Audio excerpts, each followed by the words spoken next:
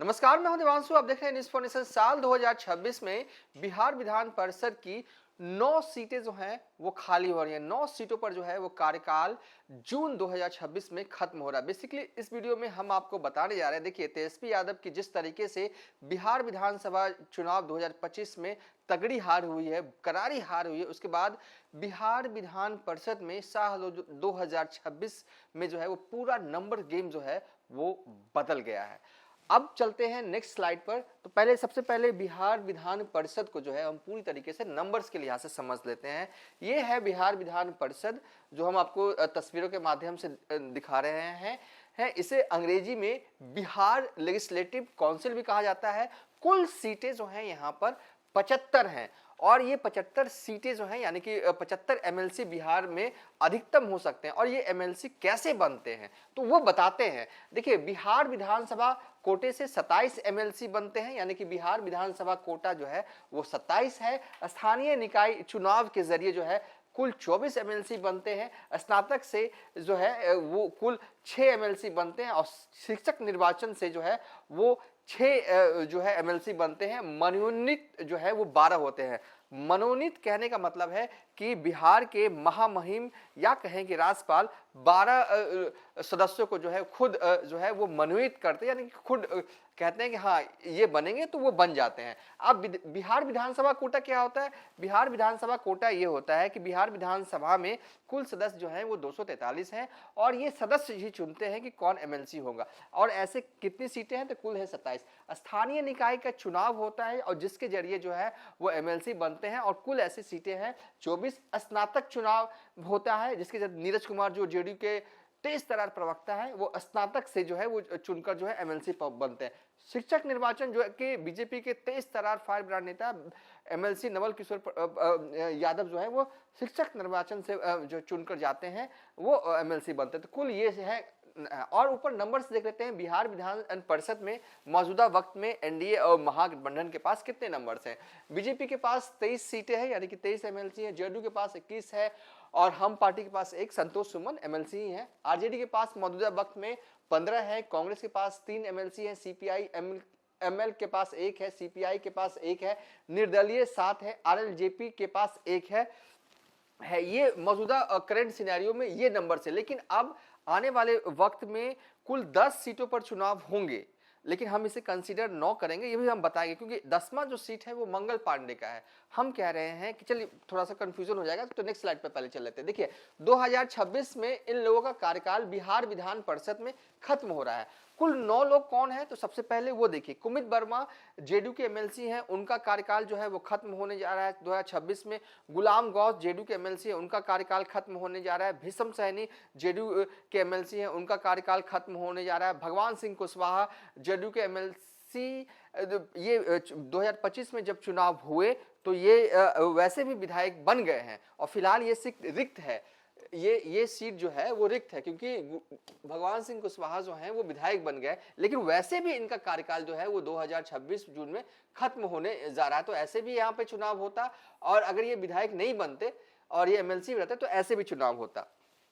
अब संजय मयूख का कार्यकाल भी जो है वो खत्म होने जा रहा है और सम्राट चौधरी तारापुर से जो है वो विधायक बन गए हैं, लेकिन इनका कार्यकाल भी जो है वो खत्म होने जा रहा है। अगर ये विधायक नहीं भी बनते, एमएलसी भी बनते, तब पर भी जो है इन्हें फिर से चुनाव एमएलसी का लड़ना होता। अब सुनील सिंह आरजेडी के तेज तर्रार फायर ब्रांड नेता तेजस्वी यादव के सबसे करीबी नेताओं में से एक सुनील सिंह का कार्यकाल भी जो है वो खत्म होने जा रहा है 2026 में बिहार विधान परिषद में।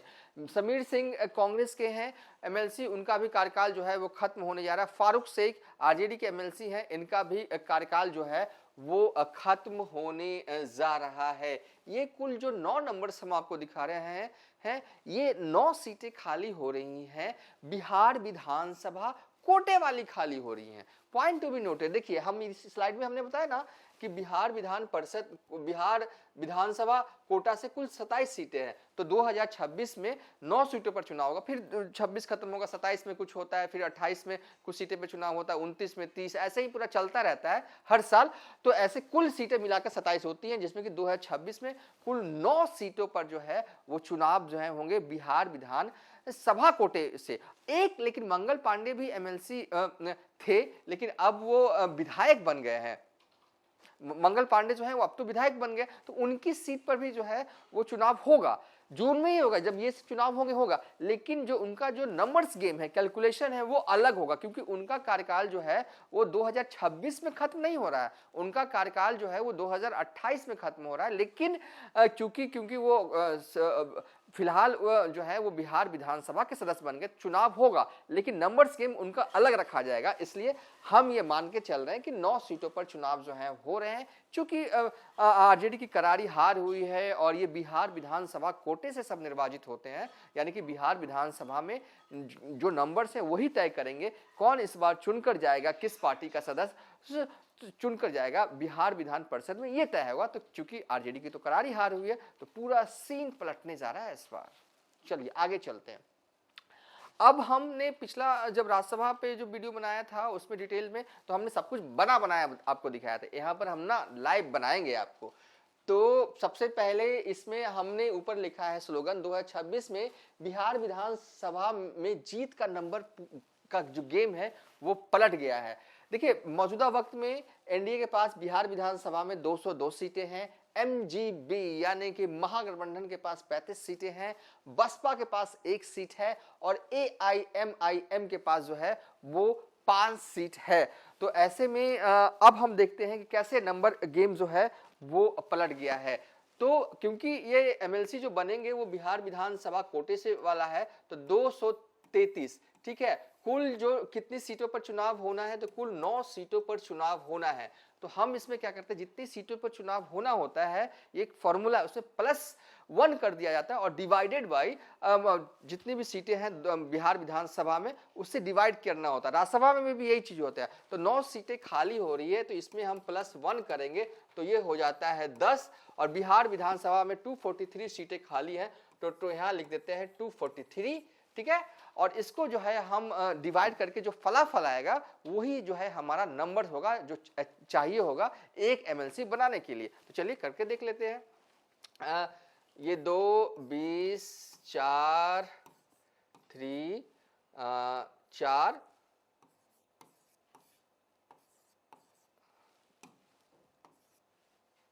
3।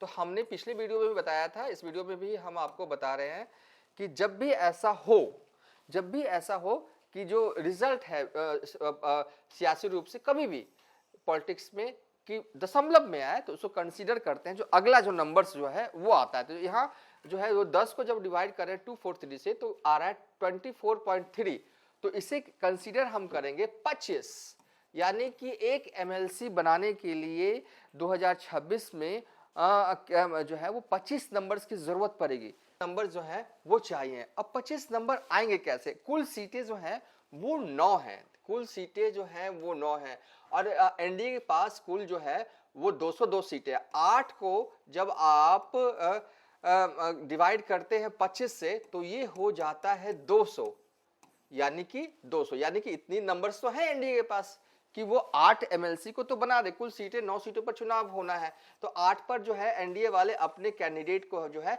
वो बड़ी आसानी से जो है वो भेज पाएंगे। एक सीट तो आरजेडी वाले लूज कर रहे हैं, तो दिख रहा है, क्योंकि वो जो फारूक हैं और सुनील सिंह 2 एमएलसी, 9 में से 2 जो एमएलसी हैं वो आरजेडी के हैं, ठीक है। लेकिन अब तो इसमें एक ही नंबर बचता है, एक 25 सीटें जो है आरजेडी के पास हैं, 25 विधायक हैं आरजेडी के। एमजी में 35 लिखा है, ये 25 है, 6 है, लेफ्ट पार्टी को मिला के 35 होता है। तो आरजेडी अपने कोटे से जो है अपने हिस्से से एक एमएलसी तो बना सकती है, बिल्कुल बना सकती है, क्योंकि एक आरजेडी के पास खुद के पास जो है इतनी शक्ति है, मतलब 25 विधायक जो हैं आरजेडी के पास जो है, तो एक विधायक तो एक एमएलसी जो है वो आरजेडी वाले अपने कोटे से जो है वो बना लेंगे। अब हम आते हैं इस नंबर पर। तो 2025 में जो तगड़ी हार हुई है उसका सबसे पहला जो असर बिहार विधान परिषद में ये है कि जो 2 सीटें हैं यहाँ पर उसमें से सिर्फ एक ही एमएलसी जो है वो बन पाएंगे और कांग्रेस जो कार्यकाल खत्म हो रहा है, अब कांग्रेस वाले भी जो है वो नहीं बन पाएंगे एमएलसी। अभी देखिए एनडीए के पास कितना मौजूदा वक्त में सीट है, 1 2 3 4 5 6 और 6 सीटें हैं, लेकिन जो आप फायदा होने जा रहा है जब 2026 में एमएलसी के चुनाव होंगे विधानसभा कोटा वाला, तो उसमें से 2 सीटें जो हैं एनडीए की बढ़ेंगी। अब ये 2 सीटें जो एनडीए की बढ़ेगी उसमें बंटवारा कौन कौन होगा? क्या लोजपा को भी एक एमएलसी की सीटें जो है मिलेंगी? और एक तो आरएलएम को लग रहा है क्योंकि उपेंद्र कुशवाहा के बेटे जो हैं वो मंत्री बन गए हैं और नियमावली के हिसाब से आप 6 महीने तक उन्हें के अंदर जो है वो किसी भी सदन का सदस्य बनना है। तो ऐसे में 6 महीने के भीतर ये चुनाव होगा तो एक लग रहा है कि एक आरएलएम को मिल जाएगा और एक सीट कहा जा रहा है कि लोजपा को मिल सकता है। लेकिन बहरहाल जो है इस वीडियो में हमने आपको क्या बताया, तेजस्वी यादव को जब 2026 में बिहार विधान परिषद के भी चुनाव हो रहे होंगे तब भी उनको बड़ा झटका जो है वो लगा। अब सवाल यह है कि सुनील सिंह जो कि जिनका कार्यकाल खत्म हो रहा है, दोबारा तेजस्वी यादव उन्हें ही एमएलसी पद के लिए उम्मीदवार जो है वो बना पाते हैं या फिर हमने कहा, या फिर चाह कर भी सुनील सिंह को सेट नहीं कर पाएंगे दोबारा तेजस्वी यादव, क्योंकि कोई तीसरा शख्स जो यहाँ पर है जिसको हमने रखा है एआईएम के प्रदेश अध्यक्ष हैं। क्या इनकी सहमति होगी इस बार कि वो किसे जो है वो भेजें आरजेडी वाले तभी वो जा सकेंगे, या फिर एआईएमआईएम वाले उम्मीदवार खड़ा कर दें और जिसका सपोर्ट तेजस्वी यादव करते हुए नजर आए? कुछ भी हो सकता है क्योंकि राज्यसभा चुनाव 2026 जब हो रहा होगा अप्रैल महीने में, तब तेजस्वी यादव को एआईएम की जरूरत है, एआईएम की 5 विधायकों की जरूरत है।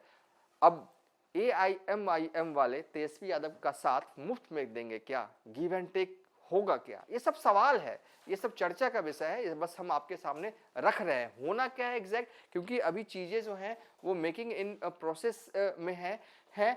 तो क्या सवाल यह है कि तेजस्वी यादव को जब राज्यसभा के चुनाव अप्रैल 2026 में हो रहे होंगे, एआईएम की सपोर्ट की जरूरत होगी, तो क्या मुफ्त में एआईएमआईएम वाले अपने 5 विधायकों का सपोर्ट जो है वो दे देंगे, या फिर वो भी बदले में तेजस्वी यादव से कुछ मांगेंगे? और मांगेंगे क्या? सियासत है तो सियासी चीज ही मांगी जाएगी। क्या एआईएमआईएम वाले ये कहेंगे कि राज्यसभा के चुनाव में हम आपको सपोर्ट करने को तैयार हैं, लेकिन जब जून महीने में चुनाव हो रहे होंगे बिहार विधान परिषद के लिए, तब आप हमारे कैंडिडेट का सपोर्ट करिए, दीजिए, गिव एंड टेक पर चलिए बात। तो अब क्या हो रहा है अंदर, क्या डील लॉक हो चुका है या अनलॉक है, ये अभी कहना जो है वो मुश्किल है। लेकिन हाँ, डील इस तरह की चर्चाएं हैं कि गिव एंड टेक की बात हो रही है। अब तेजस्वी यादव जो है वो कितना सहमत होते हैं या नहीं होते। अगर सहमत नहीं होते हैं तो तेजस्वी यादव का उम्मीदवार राज्यसभा चुनाव जो कि अप्रैल 2026 में है वहां पर नहीं जा पाएगा, ये तय है। अगर लॉक होता है तो राज्यसभा चुनाव तेजस्वी यादव जिसको चाहे उसको भेज सकते हैं। हालांकि वो कहा जा रहा है कि हिना साहब ही जाएंगी और यहाँ से एआईएम की तरफ से एक कैंडिडेट जो है वो हो सकता है और जिसका सपोर्ट जो है वो तेजस्वी यादव करते हुए नजर आए। बहरहाल इस वीडियो को यहीं पर वाइंड अप कर रहे हैं।